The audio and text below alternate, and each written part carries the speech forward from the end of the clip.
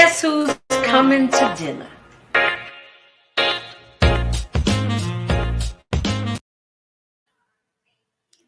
Guess who's coming to dinner? Welcome. I am your host, Janice Carter Miller. And today is a very exciting cool down day because last week I was running. I was trying to be everywhere there was something going on for Juneteenth. And Juneteenth, the first inaugural national Juneteenth for the whole country. But here in Louisville, Kentucky, it was all that. It was all that, a week of festivities. I think it got marred yesterday. Something happened with the mayor and he was assaulted. And that's very sad to have to mention, but I hope that he's well. Someone just came up and sucker punched him yesterday on the 4th Street Live. So I saw it on the news just a little while ago, and it frightened me terribly because we can't solve anything with violence. But on that note, I want to bring to you a young lady that I had the pleasure of meeting a few weeks ago, as she was one of the moderators for the Black Six at the Fraser Museum, talking about bridging the divide, 9th Street, and which was also on national news. Yes, the girl made national news. So please welcome today, Miss Joi McAtee of Lean in Louisville. What's How up, are you doing? friend? What's up? No. What's up, Sora? How you doing, Sora? Wasn't that wonderful?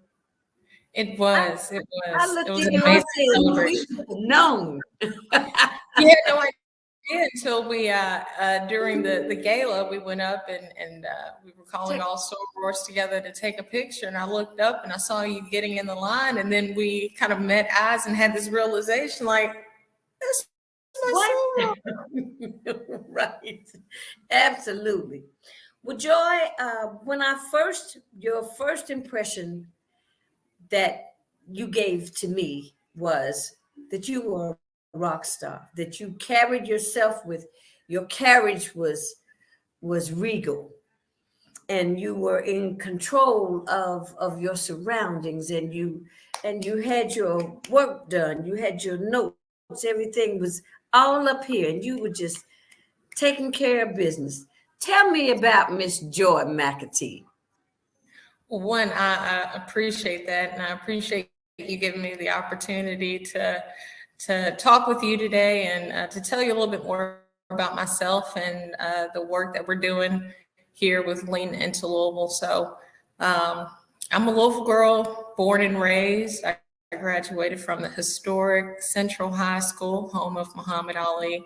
And I received my undergraduate degree from the University of Kentucky and my master's from the University of Louisville. And I've always had an interest in government and community and social justice. And so the fact that I get to do those things today with this work that's happening in our city through the Office of Equity has just been an absolute blessing. And to also be living in a time such as this, with all that's going on in the world, and specifically over the last couple of years, being able to really address the problems that we've seen. It's been a phenomenal opportunity, and I'm just so gracious to be here.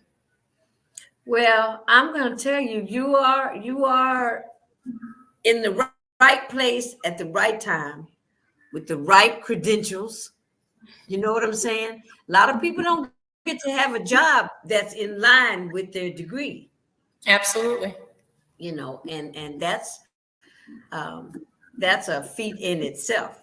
So tell me about, we're doing a recap of Juneteenth, Louisville style, in the Ville. Now, you invited me to attend the redistricting panel that you had in the Mayor's Gallery, and you invited me to the gala. And I was very pleased and honored to attend both of them because I had a ball. I'm So so tell us happy. why you thought it was important to sponsor the redistricting, and tell us what that was. Absolutely. So we hosted a panel on redistricting that focused on why redistricting happens, who it helps, harms, and the short-term and long-term implications of it. And so recently, let's go back to 2020. We had our 10-year census, and from that data was gleaned, and our legislators who are constitutionally bound are able to redraw district lines based on the information that is received. But also because Kentucky, currently our parties, the Republican Party being in the supermajority, had the leeway and opportunity to redraw those districts according to how they saw fit. And so it was important for folks to understand what that means and how they're being represented in government. And, one of the conversations that we want to continue to have with the community is just awareness as far as what it means and how important it is to vote and to be civically engaged.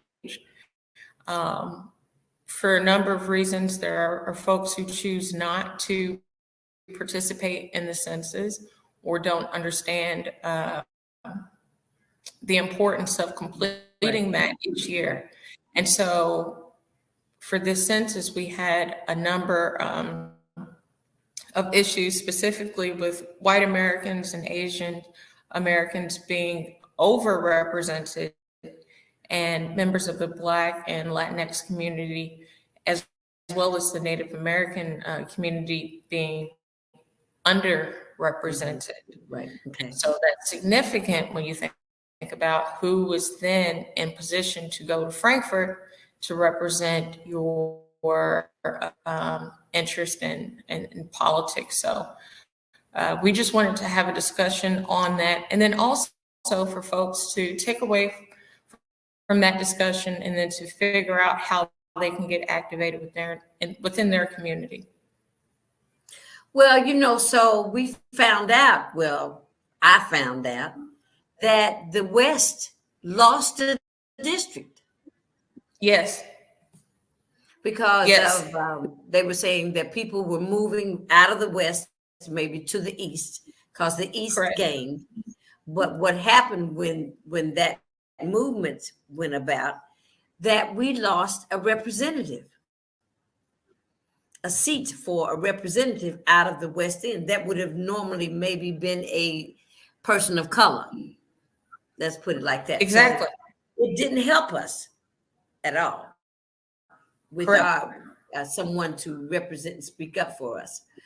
So the census is very important. And I think one of the things that I took from it is that we have to kind of do a hand-holding thing to explain why it's so important.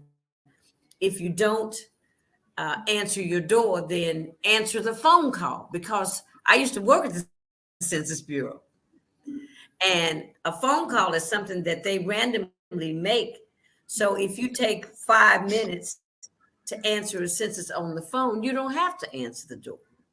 Right. And there's still some issues with the census as far as collecting the right data. For instance, they may not always collect information on children.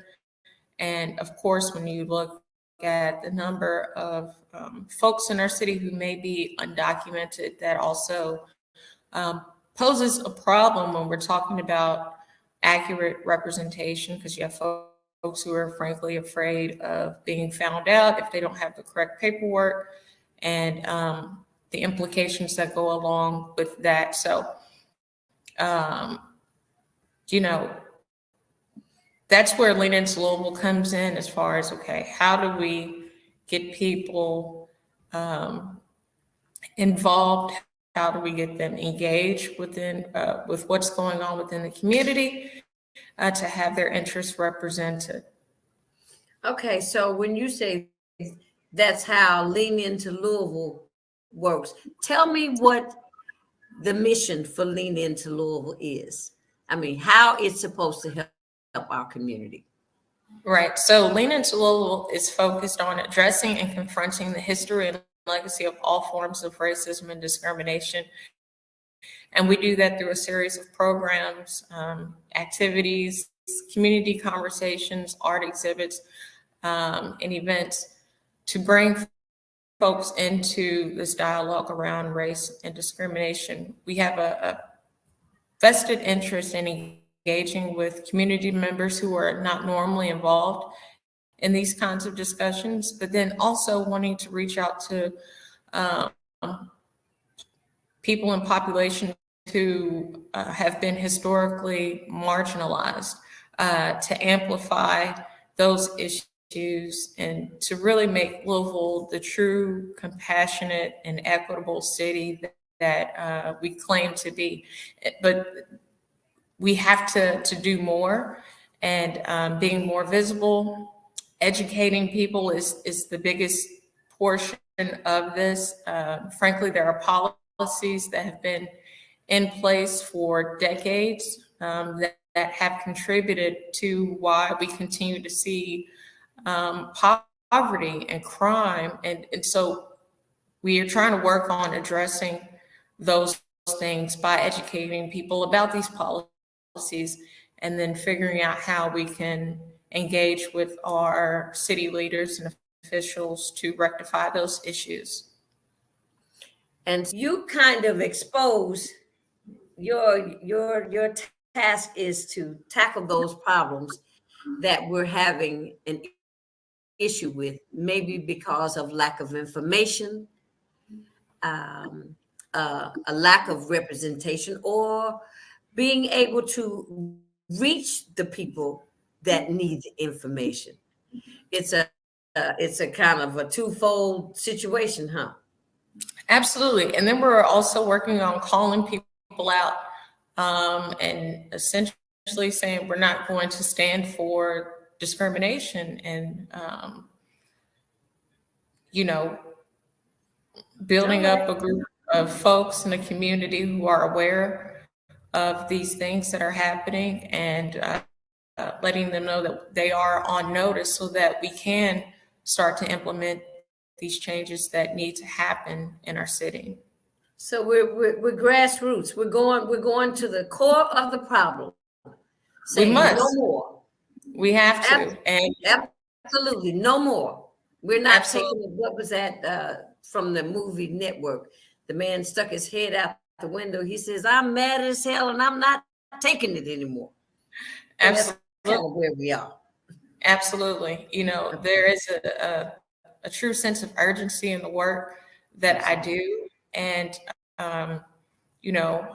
I'm being very intentional about collaborating with community organizations and grassroots organizations who have been on the ground since day one, who are doing this kind of just daily grind of amplifying issues, because,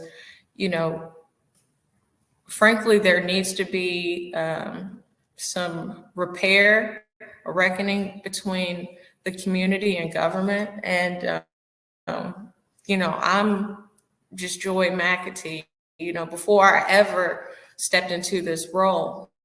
And I have my own lived experiences and feelings that I'm bringing to the table as I'm doing this work. And so, that's kind of what we're using to steer how We are engaging with the community because we have to work together at the end of the day to really address Absolutely. the problems Absolutely. we're seeing. That was one of the things that at the luncheon, at the Human Relations Commission's luncheon, that the keynote speaker, Dr. Schulz, was speaking on, that we have to come together. Absolutely. I said, how great was he? Ooh, he was off the chain. But it was like he said, we're not always going to agree with one another, but we at least have to come together. We at least in some kind of way. And he hit on something that's one of my pet peeves, is that we do have to, in some kind of way, speak with one voice. Mm-hmm. You know, I mean, even when it comes to fundraising and funding of programs that we need, because we have one little bitty piece of pie and everybody needs a piece of this pie. But as we see or saw how we've got the Norton's Sports Center, a Sports and Learning Center, everybody held up, stepped back, let Sadiqa Reynolds get those funds to build that project, to bring those jobs, and they're doing outstanding. More and more events that maybe they had envisioned being there are there, other than track and field. You know, so she got the money. It's up and running. Who's next? You know, get in line. But let's be clear that everybody can't be first. So if we get in line and support each other one by one, then we can build our infrastructure in the West, I think. It's definitely about building collective power, especially within the Black community. There are so many brilliant people within our community who have great ideas and are bringing to the table so much life experience and skills. And, you know, I envision us coming together to do a lot of great work and really uplifting the entire community. Absolutely. So tell us about, now you were one of the co-sponsors for the redistricting panel, Mm-hmm. as well as the Civil War, what did you call it? The Kentucky African American Civil War Soldiers Project. Tell us what that was. So that was actually an event that we did in collaboration with The Reckoning. And this particular project uncovered archival documents about the lives of Black Civil War soldiers, specifically the United States colored troops and their families, and used that as a basis for constructing the family tree, going as far backward and as forward as possible. And they were able to bring to light some of the soldiers with direct connections to Louisville, and are working on filling those gaps between those soldiers who served in the war and with family members who are actually in Louisville today.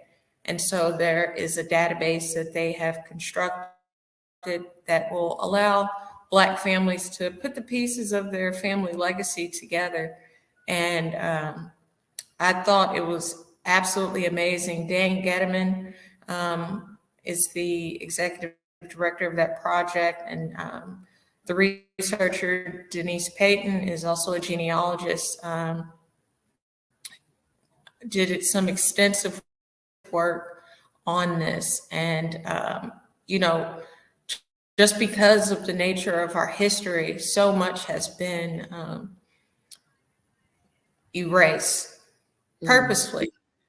And I think it's important for us to know our families, know our lineage. And from that, I think we can begin to receive some of that closure and to start to feel healing and to know where we've come from and to take pride in that.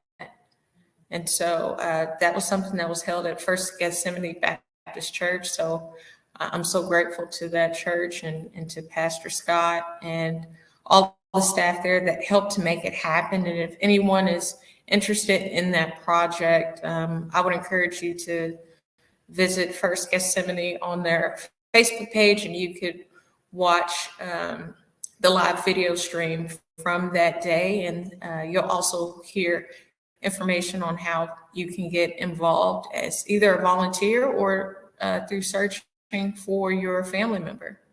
Okay. Yes, because I have two great uncles that served in the Civil War. That's and awesome. I found their names on the monument that's in D.C. When my mother was still living, we had our family reunion in D.C. and we went to the monument and found their names. So I put my fingers up under their names and took a picture. Mm-hmm. So I'm very interested in that.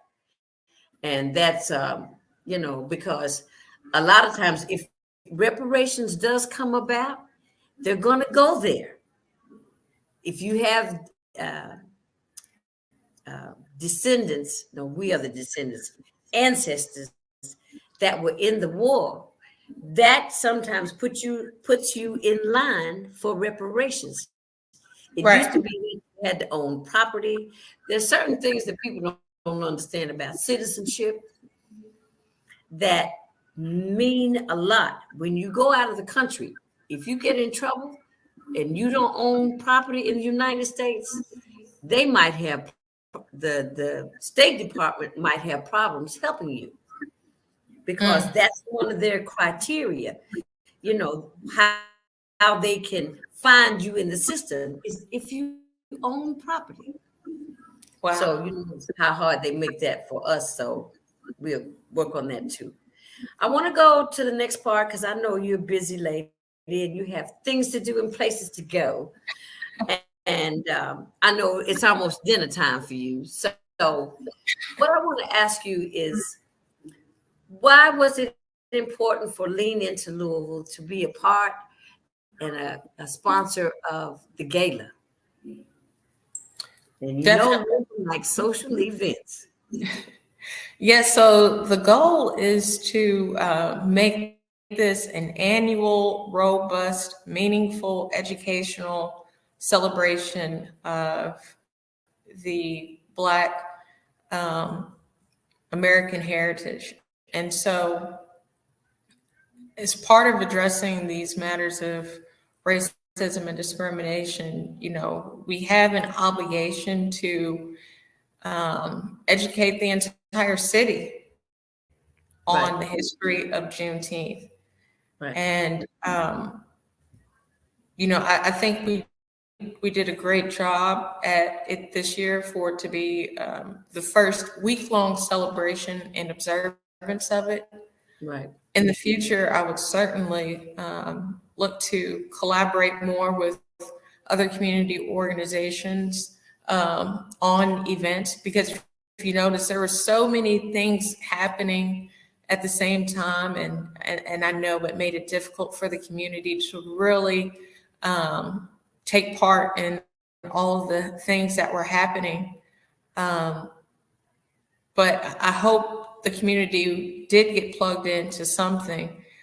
But I see this as only growing from here. And, the theme of this year was Our Story, America's Glory. Mm-hmm. And folks must recognize the contributions that Black Americans played in making this country great. When you talk about make America great again, let's talk about what made America great. Right. That was enslaved individuals who gave a jump start to white enslavers to build their wealth. And so, Black people deserve their just due.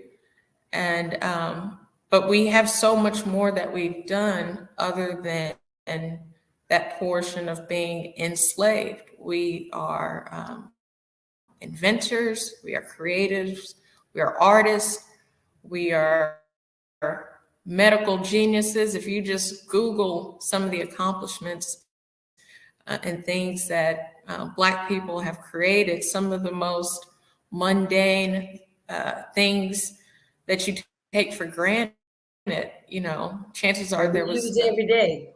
And we use every day. Chances are there was a Black person behind its invention. So I just hope we continue to build upon this work. And, I'm looking forward to the planning of it for next year. Well, I think you are a wonderful representative. And I love the youthful aspect of you leaning into Louisville. You know what I'm saying? Because there's a lot to lean into, Absolutely. that would make our city, like you said. I told Mayor Fischer, I said, I don't know who told him about choosing the mantra that we're a compassionate city. I don't know so much that we're so compassionate.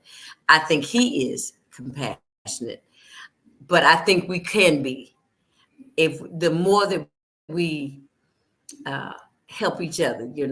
My mantra is from the Jerry Maguire movie: help me help you, help me. Help me help you. Help me help you. That little scene right there, it was not show me the money, but it was just help me so I can help you, and then you'll help me. If we get that and do that on a perpetual basis, we'll be like a spinning wheel. It'll just keep going around, and it's got to be better and stronger every time we do it. So Absolutely. We have to sometimes step outside of ourselves and help someone else, which eventually might help you. You know what I'm saying? Yeah, they're saying also, a rising tide raises all ships. And so, the more that we're... I stutter. Go ahead. All right. The more that we're making investments into communities that have been neglected, the better our city is as a whole. If we can really look at, when we talk about being a compassionate city, well, what does that mean for the folks who have been marginalized and forgotten and oppressed?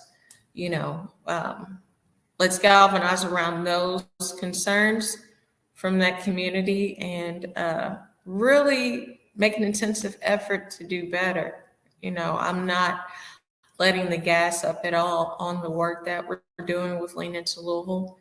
And, we want much more engagement with the community. We want to hear from the community. I work for them. It's not the other way around. And so I'm here to serve. And I just feel like God has given me this platform to be able to do that. And I give all glory and honor to him for all the accomplishments that I've been able to achieve and to see so far. But we have so much more to do. And I'm just looking forward to working with the community. And as your senior, I would say, God bless you, child. That's right. You're doing the work, girlfriend, so I applaud you. I applaud you and your tenacity and your carriage speaks volumes to me. It said to me when I saw you, I said, this little sister's got it going on. Who is she? What's her name? I need to talk to her. And you were just so welcoming, and it's easy when you have a certain sense of confidence about yourself to have that openness. I meet no strangers. So, and I'm sure that you don't either. I feel like I'm driven by something that is completely supernatural. And it's just really bolstered by this passion that I have for my city. And I just know that I feel like I'm stepping into my purpose. And, you know, when all these things are aligning, you feel like anything is possible. And, you know, I've been fortunate to meet folks like you who speak positive, positive words of encouragement and affirmation into my life. And it's, you know, when you have all those things, you feel like you can do anything. Yeah, you can't lose. Right. You're winning. You're winning. Like I have a little Muslim brother who tells me, always winning, never losing. It's winning season. Yes, ma'am. Yes, it is. Well, Miss Joy, I want to thank you for joining us today on this recap of Juneteenth. And a couple of things that I wanted to throw out there as far as my perception, what I saw. I see something that we can have a more mass gathering for the story of Juneteenth to be told. Just story needs to be told. And one thing that I missed at one event that didn't happen, and it could have just been an oversight, but at every gathering of the meetings during Juneteenth, we have to sing Lift Every Voice at everyone. You know, I missed maybe, I thought some of the old spirituals, Swing Low, Sweet Cherry, because that's what got them through. You know, so if we started with some old music and came up to our present day music, I think it would make it just a little more cohesive. You all did an excellent job. I ain't throwing no shade whatsoever, but there are things that you see how you can always make it better. Right. And we welcome all of that feedback. You know, Lift Every Voice is one of those songs that stir up my heart. And so, you know, that we have to learn more than just the first verse. Absolutely. Yes. And I do want to give a quick shout out to Louisville Central High School. Their choir actually sung Lift Every Voice at the luncheon. And those kids were beautiful and sounded so angelic. Yes. I think it really set the tone for the event, and especially the apology from Mayor Fischer that came after. And then, of course, Dr. Reverend Corey Schulz. If you haven't seen the icing on the cake. Right. Anyone who hasn't seen it, I encourage you to find that clip, listen to it, and figure out how you can be a part of getting inside of that boat and rowing together. That was kind of the theme of his speech. And, you know, join in with Lean Into Louisville and the work that we're doing here within the Office of Equity. Well, I know you're making yourself available to the community, and if the community wants to be a part of helping to uplift our situation, then you need to talk to Miss Joi McAtee, because she's on the right track. Thank you. Miss Joi, go have your dinner, your late Father's Day dinner. And on that note, I will say bon appetit. Enjoy your meal. Thank you so much. Thank you so much for having me. I appreciate it. Thank you for being my guest, darling. Have a blessed day. Looking forward to coming back one day. Oh, yeah. Well, I told you, I said, if I have a problem being on, you're the next hostess. Anytime. I'm happy and available to do it. Sounds great. Take care, Sobra. Thank you, Sobra. That was Miss Joi McAtee.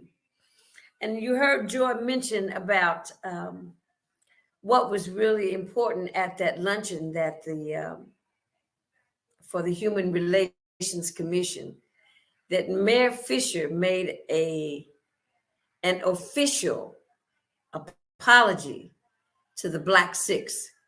These were the 6 people that were indicted, saying that they conspired for the riot to happen down on 28th and Greenwood.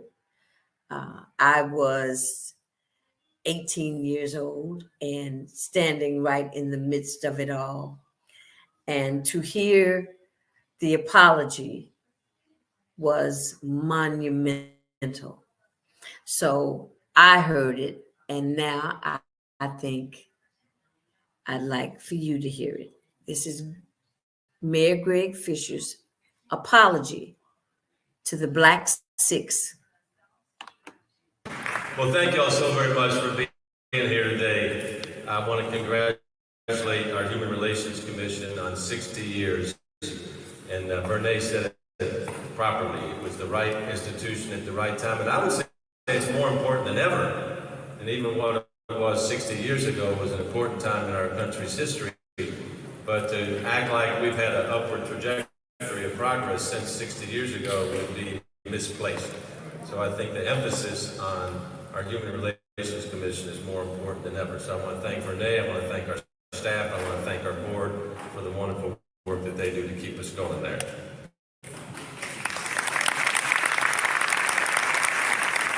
A few other thank yous.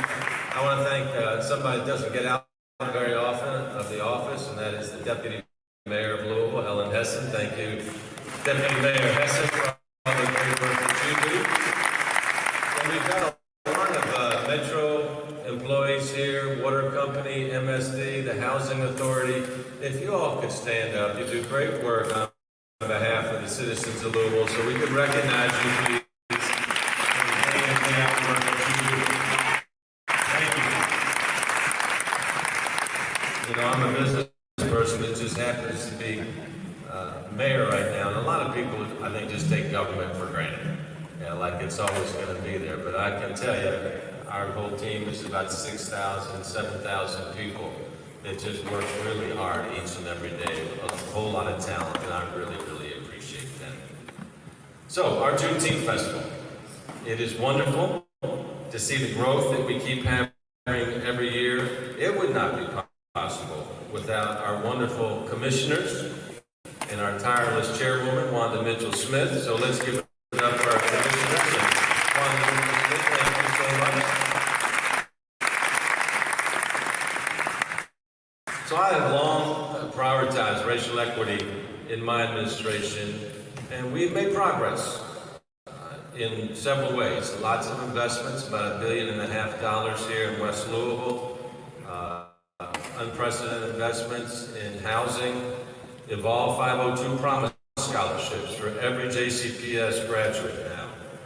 No financial constraint for a JCPS graduate to go to college. So be sure you know that. If you hear somebody say, we can't afford to go to college, that's gone now. Evolve 502 scholarships take care of that. That is the big deal. Our focus on health equity really paid off during the pandemic. We were one of the few cities in the world where our black and brown communities did not suffer disproportionately from the pandemic, either from infections or fatality rate. So all this focus on health equity has been a very good thing for our city. We've improved our air quality. There's a lot more list here to do. But as you all well know, I see these issues as just a down payment on all the work that needs to be done. There is a lot of work left to do. And celebrating Juneteenth is critical to countering our Commonwealth's and our country's difficulty accepting the need for a shared understanding of and appreciation for telling the full history of America. You know, you hear this the way critical race theory is criticized and all that. Why are people so afraid of understanding the full history of our country? It's critical. And Juneteenth is a part of that critical history lesson.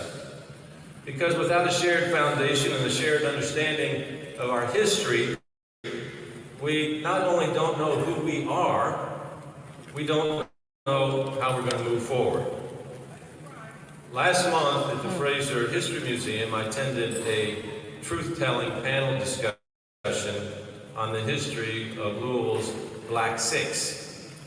As you know, these six Black Americans, Louisvillians, Manford Reed, Sam Hawkins, Pete Cosby, Ruth Bryant, Robert Sims, and James Cortez, were essentially framed by the white establishment for the 1968 civil unrest around 28th and Dumanel.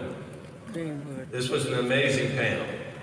The discussion in the room was rich, the air was thick, with respect for the Black Six, and frustration for the injustice of their treatment permeated the room. And I wondered aloud when I was able to ask a question, knowing that the lives of the Black Six had forever been disrupted. Had they ever received an apology? An apology from the police, from the courts, from the city? Anybody? Nope. Well, much to my dismay, no apology, no settlement had ever been offered. And so while I was not mayor in 1968, I do currently represent the institution of city government. And for too long, government and its institutions have harmed many of the people they're supposed to protect and elevate, particularly Black Americans. So on behalf of the city, the institution of the city government, I apologize to the Black Six for the grievous wrongs of the government. Yes. That's what I came for.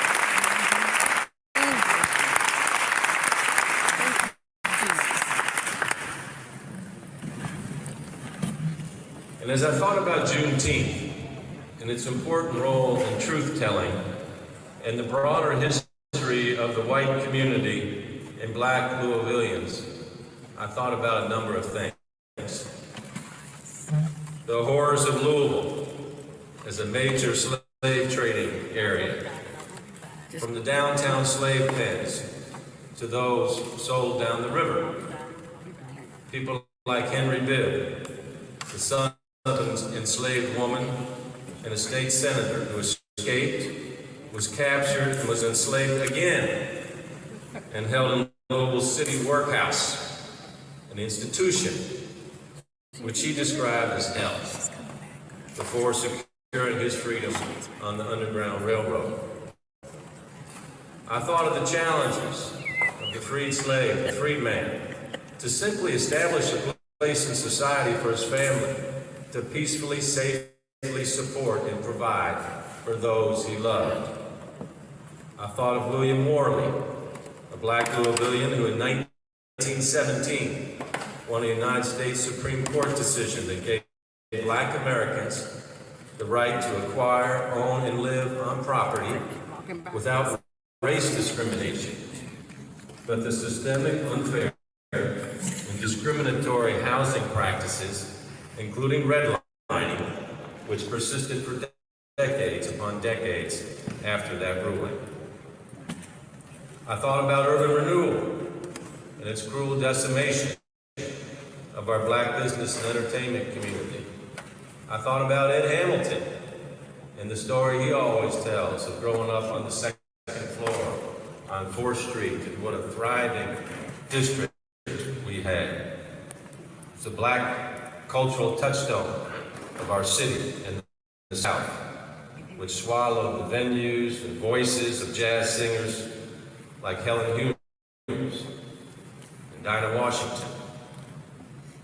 I thought about Shelby Lanier and the fight he led within the Louisville Police Department and the courts, so Black police officers would get a fair shake with hiring and promotion.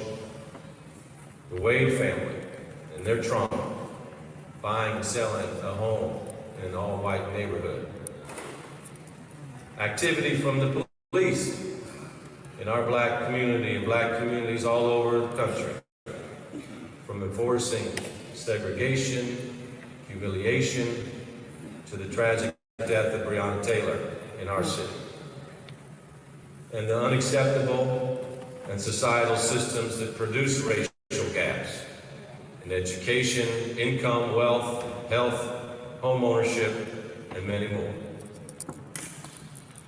Forward movement, progress, change is often stymied without the acknowledgement of harm. That harm burrows in the psyche. It is unfinished business. Yes, sir. It limits the realization of one's full human potential. Anger at the institutions can cause harm, and it's totally understandable. And sometimes it can be hard to see a way through. It can lead to hopelessness and despair. Yet, those that represent institutions may be hesitant to acknowledge that harm, even if they were not present at the time of the offense. But the stain of the historic harm remains.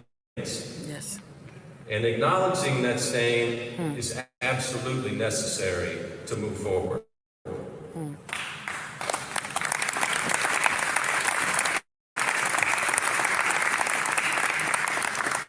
An apology can seem small because it costs nothing more than some well-deserved institutional humility and ownership of the past. In this case, by me, someone that just happens to sit in the seat of the institution of the mayor of our local government. I cannot erase all the injustices from the first slave ships to today. But what I can do is offer a sincere apology from me as a person, and more importantly, on behalf of the institution of the city government of Louisville. I take responsibility for the system that I've been elected to lead, both the past and the present. Police have frequently been the face of injustice toward Black communities. LMPD Chief Erica Shields and I have spoken about this many times. And in the coming weeks, she will have more to say on the history of institutional abuse of Black Americans by the police.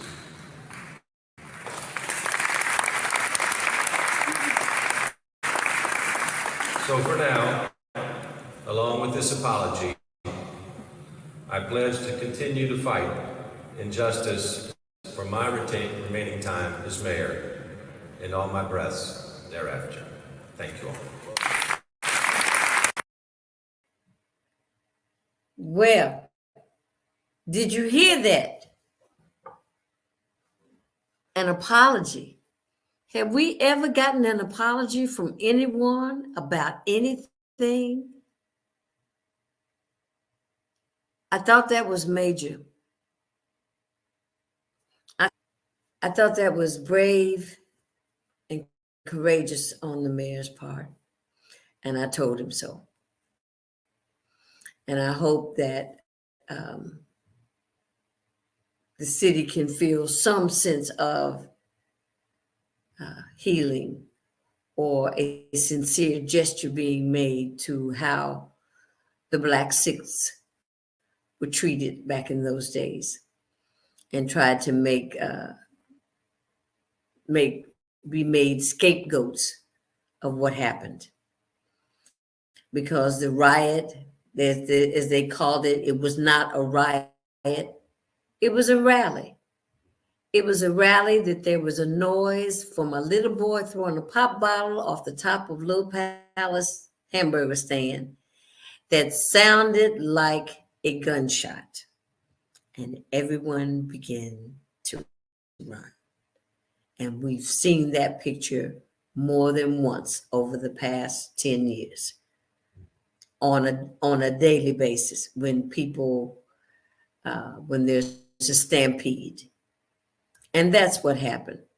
Some people took advantage of the situation with some looting, but our community was torn up and has never, ever been restored. So I think we're working on that now to try to restore some of the West. We're looking forward to the Goodwill coming in. We've got the Norton Sports and Learning Center. And those are two projects that will help uplift our community and put it back into the standing where we felt safe to be in our own community. I don't know that a lot of us feel safe anymore, but we need to work towards feeling safe again. And on that note, I just want to say that's part one. That was the mayor's apology, his official apology. And what I'd like to do now is ask you to give me 5 minutes and I'll play part two for you because it was just a little bit over an hour, the two together, that my software would not let me edit them together. So the next piece that you'll hear will be just more of an audio from the Commissioner, Miss Wanda Mitchell-Smith. So on that note, I have to say, I'll see you in a minute. Now, if you're going to get something to eat, because it is dinner time, I'm going to say bon appetit, but check back in about 10 minutes. Thank you. Ciao.